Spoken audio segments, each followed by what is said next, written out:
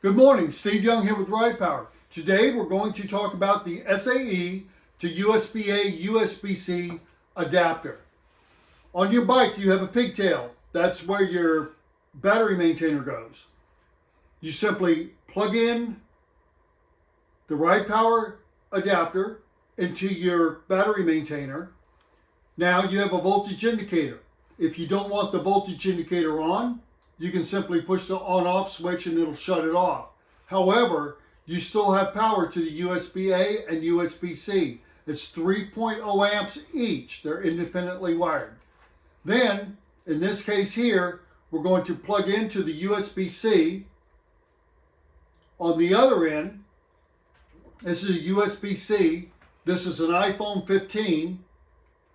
We're going to plug it in, and we're charging the phone while we're going down the road or you're stopped. That's the RidePower